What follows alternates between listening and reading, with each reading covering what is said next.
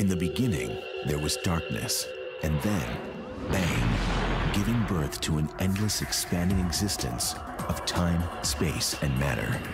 Now see further than we've ever imagined, beyond the limits of our existence, in a place we call the universe. The universe is vast, wondrous, electrifying. But for space travelers looking for a thrill ride, it could be a one-way ticket. It's a place from which you can't return, or at least not in the form in which you went in. Go where no one has dared to venture. Take a virtual tour of the deadliest places in our galaxy and beyond.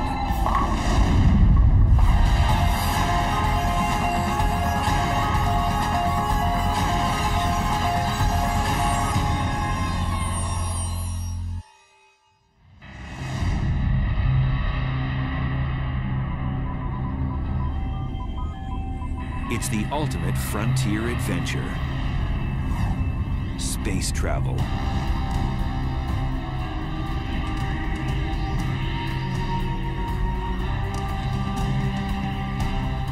But when trekking through the galactic jungles, one must steer clear of the cosmic hot zones, places teeming with violence and intrigue.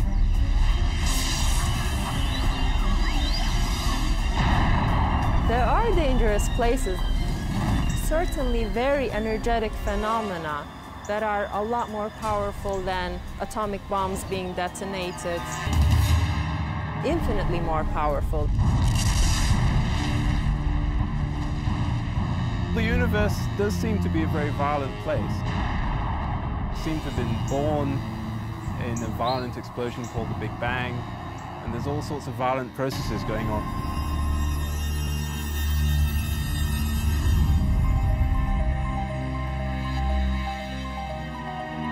On December 27th, 2004, satellites picked up the greatest cosmic explosion ever recorded. A blast 30,000 light years away, which had the power to briefly alter our planet's upper atmosphere.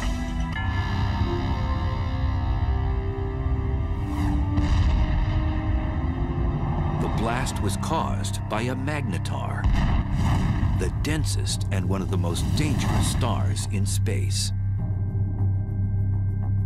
The magnetic field strength of a magnetar is about 1,000 trillion times the magnetic field energy of the Earth.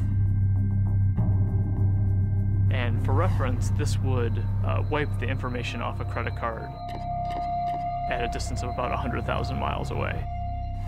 Now this distance is sort of half the distance to the moon, so it's very nearby by astronomical standards. These mischievous stars have the strongest magnetic field in the universe. Scientists have confirmed 12 of these rare stars in our galaxy, and there may be more.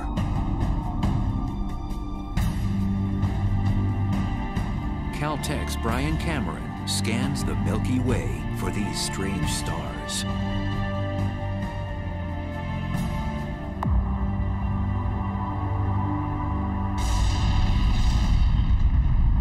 Magnetars are a special class of neutron stars with ultra-strong magnetic fields, the densest form of matter in the universe. The first magnetar showed itself in the form of a high-energy event that was detected in the late 70s, although at the time we didn't know that it was a magnetar. It wasn't until the early 90s that researchers suggested that these objects were dominated by magnetic fields, and that the magnetar theory was actually confirmed. Magnetars are born out of the death throes of massive stars. When a star dies, it begins to collapse and go supernova. Sometimes a dense neutron star forms from the cinders of that supernova explosion. During the process, a few neutron stars become magnetars, which possess a strong magnetic field. These stars eject high-energy emissions of X-rays and gamma rays. We think that normal neutron stars are born from regular stars that are something like 10 or 20 times the mass of the sun. But there's evidence that magnetars are born from possibly even more massive stars than this, something like 40 times the mass of the sun.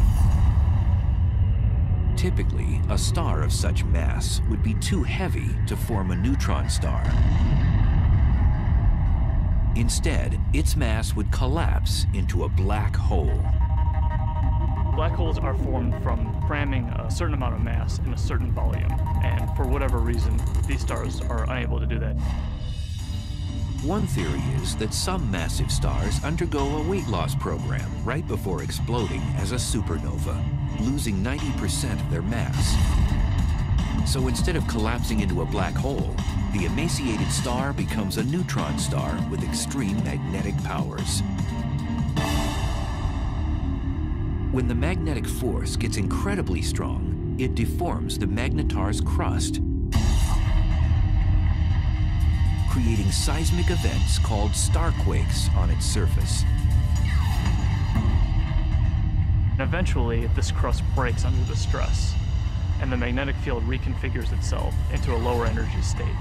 And when this happens, a fireball is launched off, off the side of the star.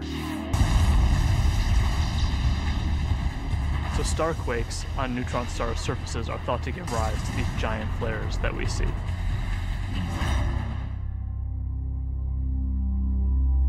After a magnetar undergoes one of these flares, it outshines all the stars in the galaxy for the few tenths of a second that it's taking place.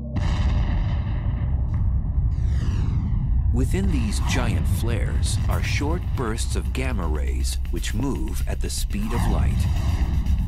The giant flares from magnetars are gamma ray bursts. They're very short in duration, less than a second, and have very hard X-ray spectra compared to another class of gamma ray bursts. If a deep space traveler veered off course and was unlucky enough to pass within 700 miles of one of these massive objects, the consequences would be horrific. The magnetic field of the magnetar can literally warp the atoms in human flesh, and its gravitational forces would tear a person apart.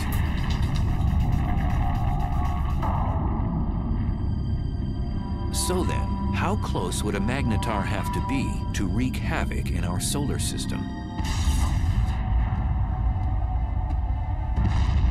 Some suggest that a blast from a magnetar even 10 light years away could produce cosmic chaos that would destroy our ozone layer and cause mass extinctions. The chances of that happening are so low that, they're completely implausible. It would be no different than a regular star passing through the solar system. And we know that the regular star has not passed through the solar system since the solar system formed.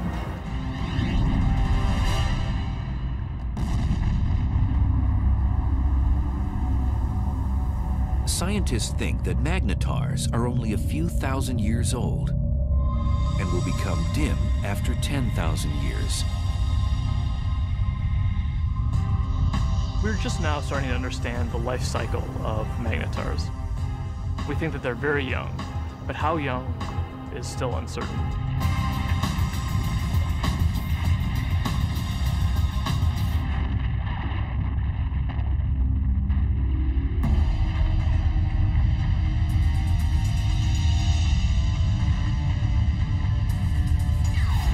In addition to magnetars, satellites and ground-based observatories have been picking up other violent things in space.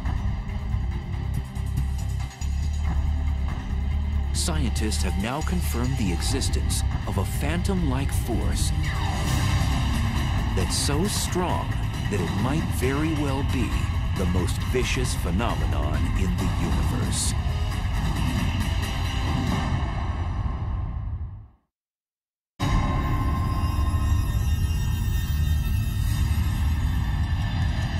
Stealthy villains haunt each and every galaxy. One particular beast tears up anything in its path and gobbles it down like a cocktail hors d'oeuvre. It's one of the most bizarre and destructive phenomenon in the universe, a black hole. I think a black hole is the place which is more violent than anywhere else in our universe. It's like going over the edge and you can't get back. It's fatal attraction, I suppose.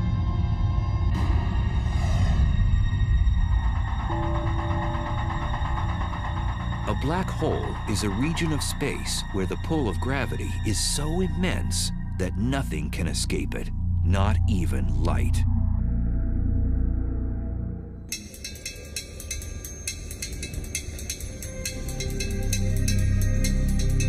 Astrophysicist and triathlete Ferial Ozel is attempting to unlock the mysteries surrounding this elusive cosmic force.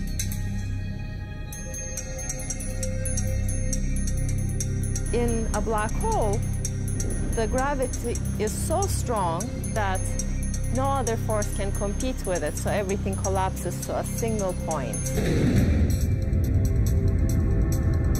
Ozel says whatever has a close encounter with a black hole will fall victim to its relentless tidal force of gravity. Imagine you're swimming in a pool and there is no current. You can go whichever direction you want. Now imagine you're taken out of this pool and you're in a river. Imagine a current that is much, much, much stronger. That the only direction that you could go would be with this current. The space around the black hole acts like this wild river. You could never fight this enormous drag that you feel.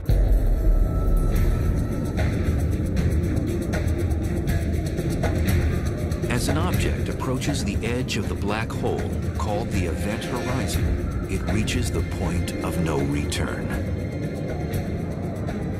As you come closer and closer to this event horizon, you would already be approaching this extremely fast motion of space under you.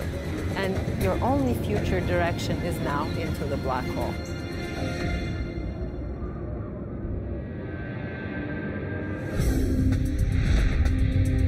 The idea of the black hole as a whole sometimes can be a little bit confusing.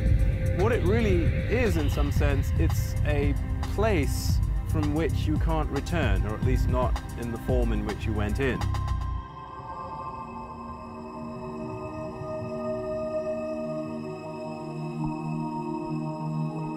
Black holes are difficult to detect because, as the name suggests, you cannot see one by itself because it's black. But scientists have spotted a black hole when its gravity affects something else in space, such as a passing star. A completely isolated black hole would not be visible. What we really see from a black hole is actually the hot material that's swirling around it and that's being sucked into it.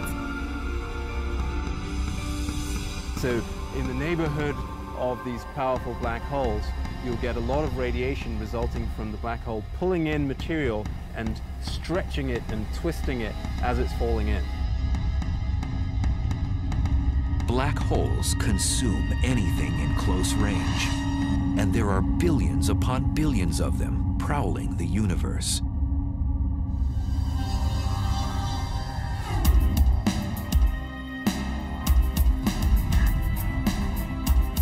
Astrophysicist Andrea Ghez is one of the world's leading black hole hunters. Black holes are not picky eaters. They'll dine on whatever get nearby. So they will happily eat gas. They will happily consume a star or a planet. When a black hole dines on a star, it does so first by tearing it apart. You might think of silly putty being stretched out. and then it just streams on in, sort of like water going down a drain. It's completely pulverized.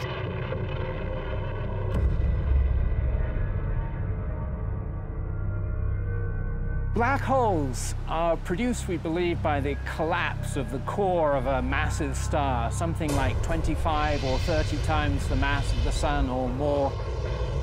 When it comes to the end of its lifetime, a massive star burns its core all the way past helium, carbon, nitrogen, oxygen, all the way to iron, which has no more nuclear fuel. And when that iron core builds up to a certain mass, there comes a point where it can no longer support itself, and the core will collapse all the way to a black hole, producing at the same time a supernova.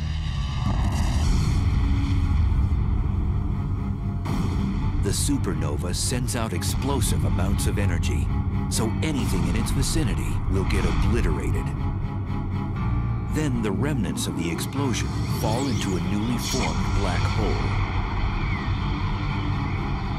And it seems the key to the black hole's allure is gravity. Gravity will pull things around, just like the sun's gravity pulls the planets around.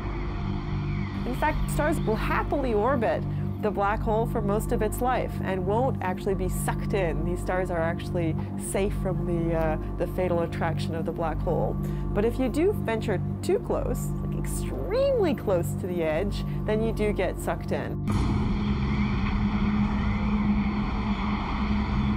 Scientists believe there are millions of wayward black holes throughout our galaxy, the Milky Way.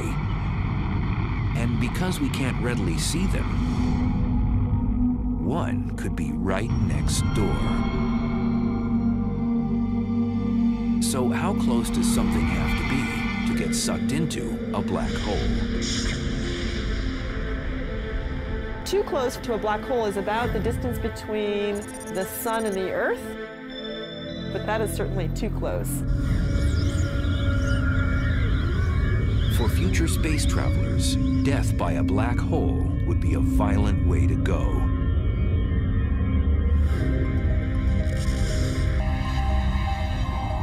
The method by which a black hole could kill you depends on how big the black hole is. They come in two categories. Most of them are the stellar mass black holes, which are 5 to 30 times the mass of our sun. If the black hole is stellar-sized, then the tidal forces near the black hole are strong enough that it will tear you apart tidally, even well outside the event horizon. If you wanted to fall into a black hole, you certainly wouldn't want to fall into one of those. It will spaghettify you. But in addition to the stellar-sized black holes, there are others that are mammoth, millions to a billion times the mass of the sun. And now scientists believe that these monsters hold center court in every galaxy, including our own.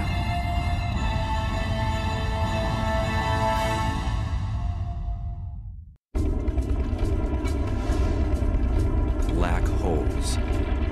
They're one of the most mysterious and potentially dangerous oddities in space. A black hole has a ravenous appetite. It sucks in everything in its path and spits out what it doesn't devour.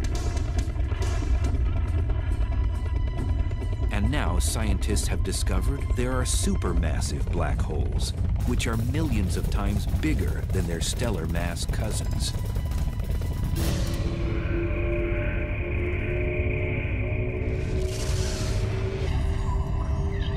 And evidence suggests that supermassive black holes were born after the Big Bang, when the universe was first created. The leading idea is that they would have formed just like a stellar black hole from the collapse of the core of a massive star. But then they grew by feeding grossly from the gas, from other galaxies which collided with them.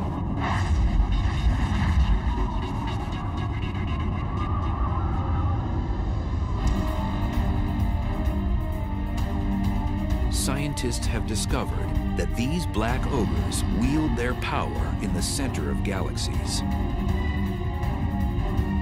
The supermassive black holes are at the center of the galaxy, most likely because they're the most massive object within the galaxy. Massive objects tend to sink to the middle, so you'll always find them at the center of a galaxy. For a long time, scientists didn't think a supermassive black hole existed in our neck of the universe, the Milky Way.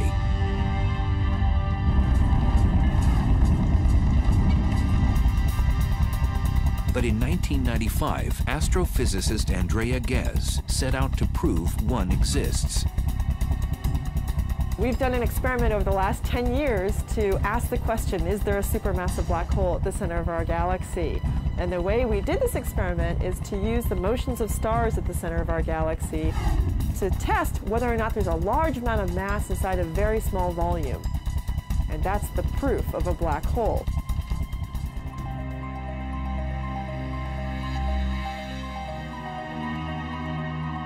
At the Keck Observatory in Hawaii, which houses one of the largest telescopes in the world, Ghez began using a groundbreaking technology called adaptive optics, which brings into focus faraway objects.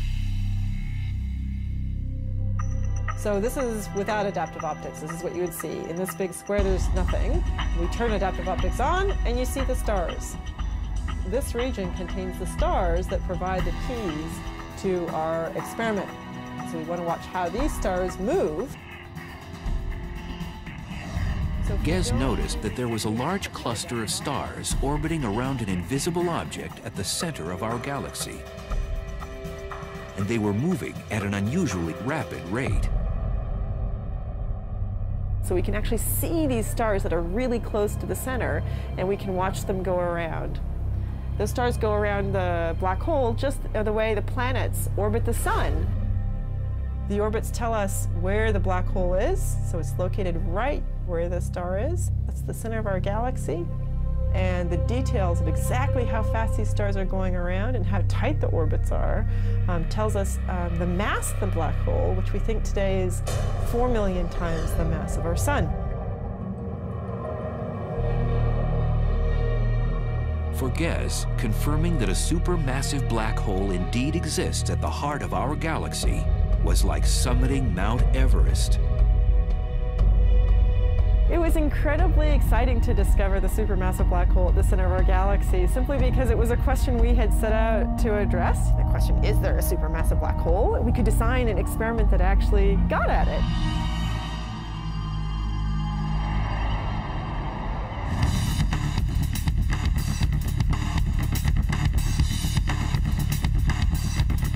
Astrophysicist Andrew Hamilton says death by a supermassive black hole would be much different than by its smaller stellar mass relative. If you want to go and be a tourist and have the ultimate experience of falling inside a black hole and finding out what's really there, go visit a supermassive black hole. Much better idea. Unlike a stellar black hole, which would rip you to shreds before entering its deadly vortex, a space explorer could actually experience free-falling inside a supermassive black hole. Inside a supermassive black hole, it turns out that even though the black hole is more massive, it's also much larger in size, and that means that the tidal forces are weak enough that you could pass through the event horizon and fall deep inside the black hole without being tidally torn apart. But deep down inside the black hole, the centrifugal force of the rotation of the black hole provides effectively a repulsion. If there's any matter at all inside it, then stuff that's falling in will tend to collide with stuff that's trying to get out. And the result of that collision of energies is an unimaginably chaotic maelstrom of super hot, dense plasma. And in that case, your fate is that it can roast you.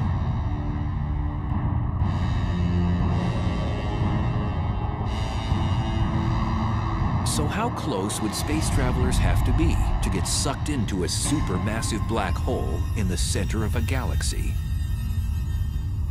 For a supermassive black hole, you would have to be about 1 million to 1 billion miles from the black hole to feel its influence.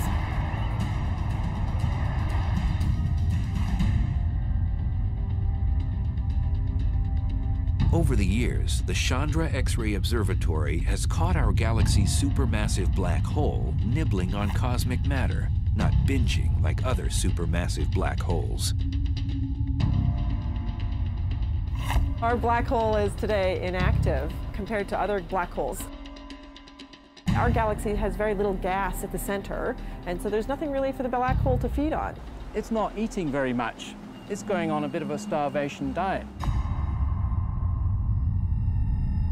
Our galaxy's supermassive black hole appears to be fasting.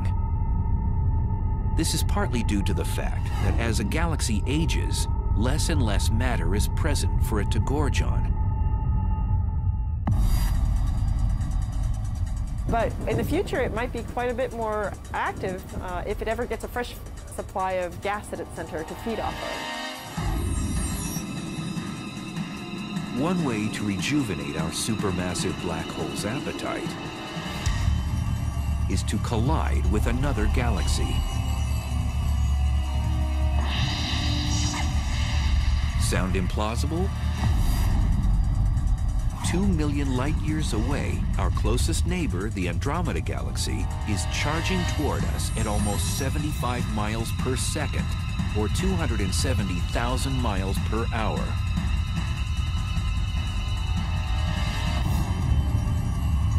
In the future, scientists predict the two galaxies will collide. And upon impact, the larger galaxy may engage in one of the most primitive acts known in the universe.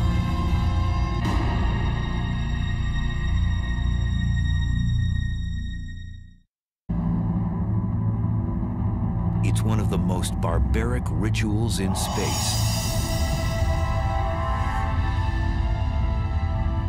A larger galaxy eats a smaller one.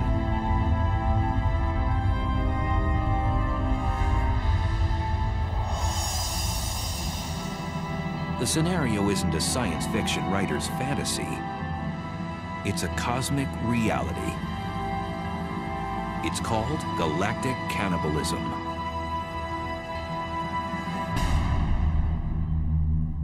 The ghastly event can occur on the celestial highway when two galaxies have a head-on collision.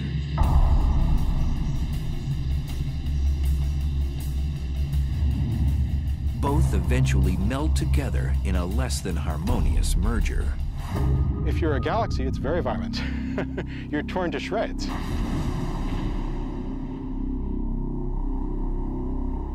Joshua Barnes studies galaxy mergers. Acting like a crime scene investigator, he admits his research is a bit like inspecting a car crash. Imagine that you come across the scene of a car crash.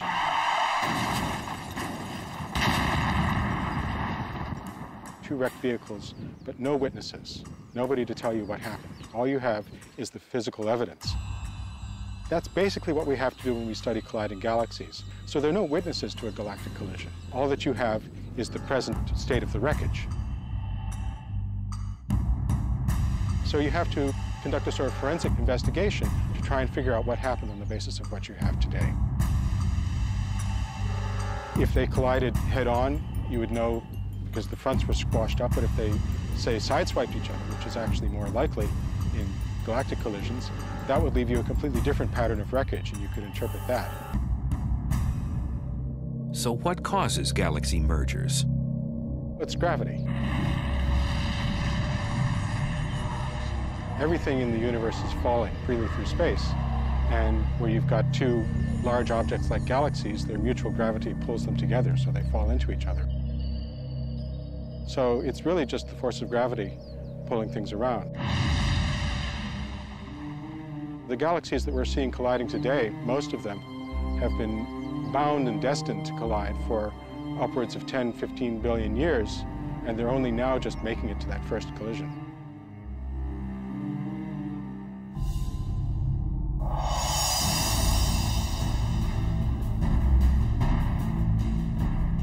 Our own galaxy, the Milky Way, is moving toward our neighbor, Andromeda. Both galaxies are spiral in shape, but Andromeda is about twice as massive, with a supermassive black hole the mass of 30 million suns.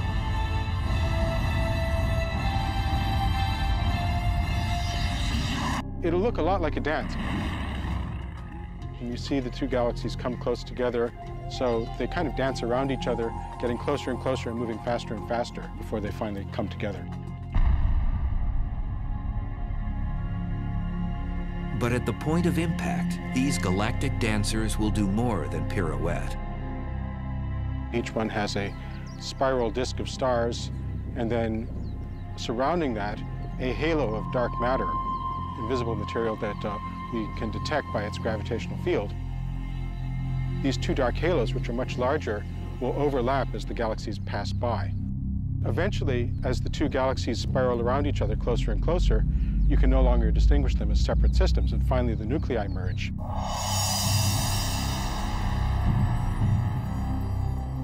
When Andromeda and the Milky Way collide, that's going to be the biggest collision that the Milky Way has seen, something like 5 billion years' time.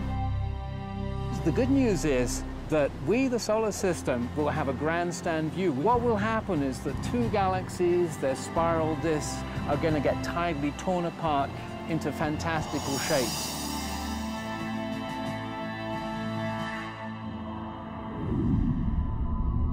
When the disks start to get close to each other, they'll throw off long streamers of stars, so-called tidal tails. And what happens to the sun and the solar system, should we still be around, it really is hard to predict. We could get lucky and be on one of those tidal tails and get a sort of bird's eye view of the whole process as we fly out. Or we could get thrown into an orbit plunging towards the center of the merging galaxies. There's basically no way to say.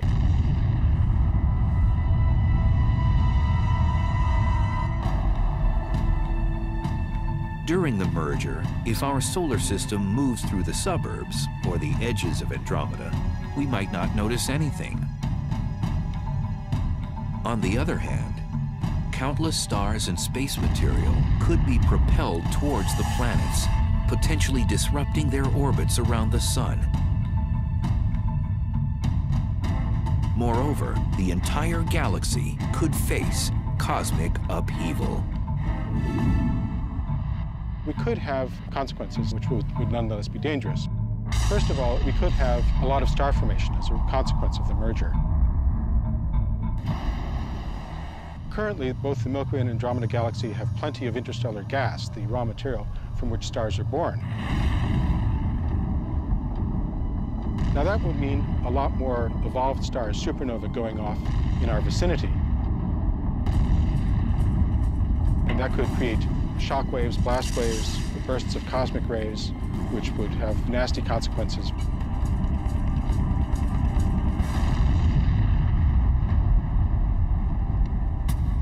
After the merger, the fate of our solar system is uncertain, as the supermassive black holes of Andromeda and the Milky Way vie for power in the newly jumbled galaxy.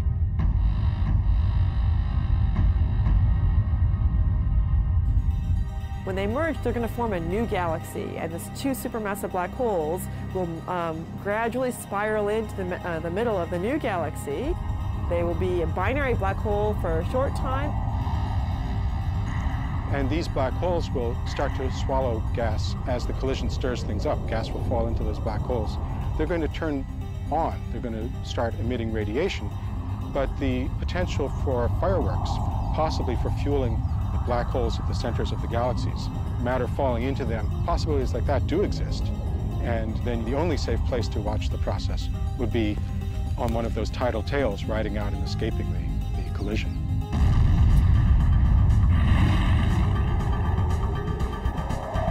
Some scientists think that Andromeda's larger supermassive black hole will eventually consume the Milky Ways.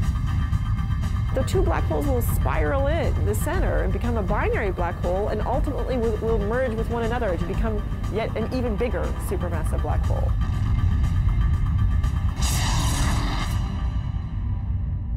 So a small galaxy colliding with a large galaxy is likely to be dominated by the larger galaxy. It'll essentially have most of its material absorbed by that galaxy and become subsumed into it.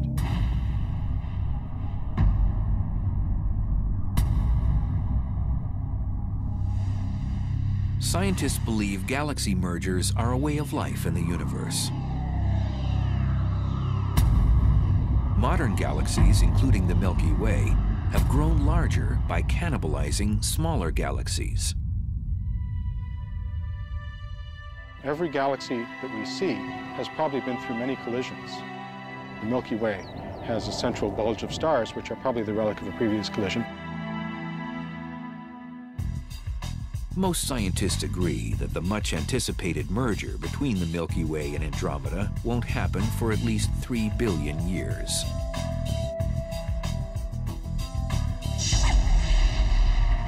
But there may be more immediate dangers in space. In cosmic neighborhoods millions of light years away, there are hyperactive galaxies that have become the big bullies on the block.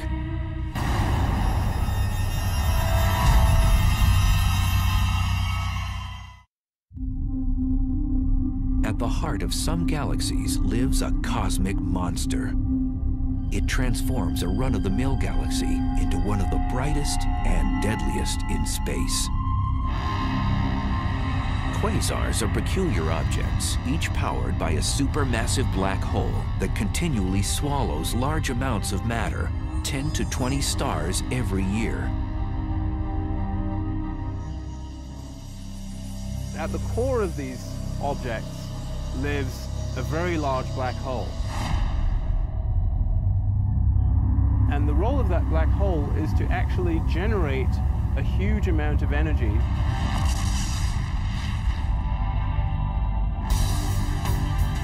Quasars are the most energy-efficient mechanisms in the cosmos. They give off more power than 100 normal galaxies. And they're 10 trillion times brighter than our sun.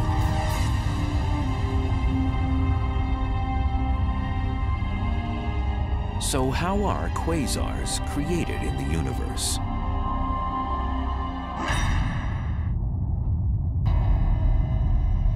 There's a fairly good connection between the last stages of a galactic merger and the so-called quasar phenomena. If that really happens in the case of the Milky Way and Andromeda, we could have, for a period of some tens or possibly even 100 million years, a quasar active in the center of the merged galaxies. And a quasar puts out about 100 times as much energy as a typical galaxy.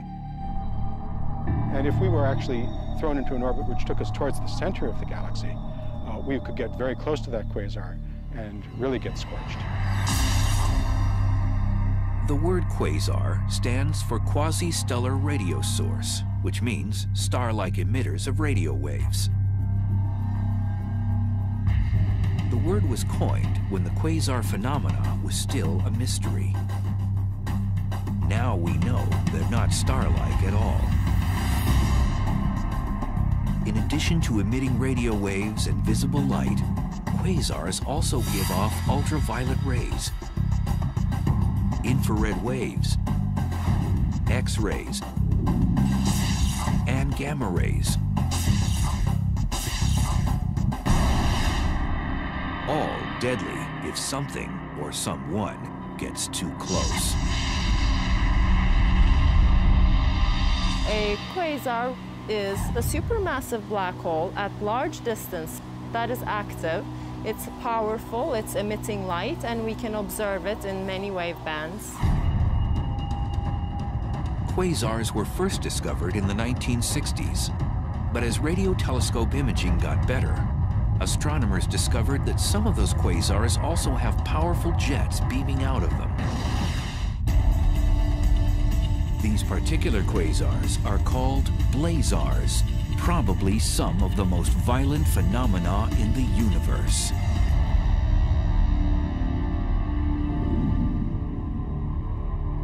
Blazars are powered by black holes, just like quasars, but they're somewhat different in that all of that energy is being focused, or a large amount of that energy is being focused into jets, which are streaming out.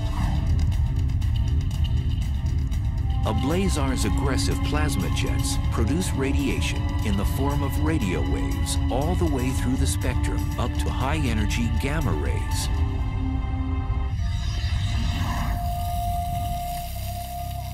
Astrophysicist Glenn Piner has been investigating the physical conditions at the centers of these exotic galaxies.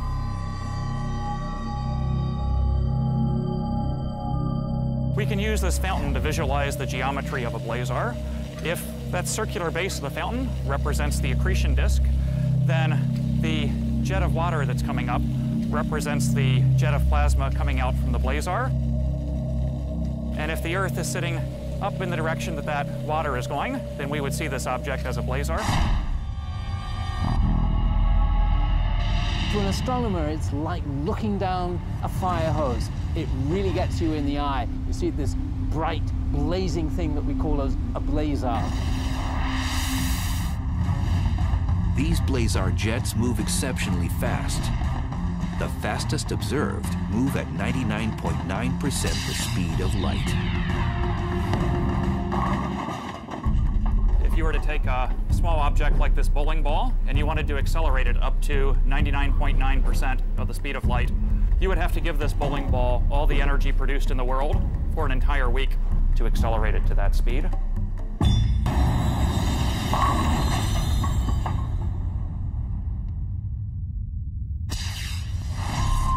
And in these blazars, we're accelerating not just small objects like bowling balls, but large masses of the mass of the planet Jupiter, or larger, to those speeds. So they're being given incredible amounts of energy by this efficient engine. Blazars pose unimaginable consequences to cosmic objects that get too close to its deadly jet. If there was a planet relatively close, a few light years from the actual jet, the radiation on that planet could be millions of times what it gets from the star. It would be continually exposed to high levels of radiation. So I don't think we want to look for life on a planet that would be orbiting a star that's in a blazar jet. Scientists link radio telescopes all over the world to achieve the magnification needed to zoom in on a blazar jet. So to give you an analogy for what kind of magnification that is, that would be magnification sufficient to read a newspaper that someone was holding in New York from Los Angeles. We'd love to look as close to the central black hole as possible so we could actually figure out how nature is accelerating these jets and getting them up to such high speeds. And we'd also like to know what it is actually that the jets are made of, because it turns out that's something that's currently not known. Until more is known about blazars, astronomers will keep a neighborhood watch for them, as well as all the other dangerous places in our uncontrollable universe. Definitely there are violent events going on in the universe. Much, much more energy than we can even imagine on Earth. There are trillions of suns shining all at once. Those are the kinds of energies that we're talking about. But in that case, the fact that we are far away from them helps the survival of our species. If we're actually traveling through space, then definitely we will have to be worrying about these events.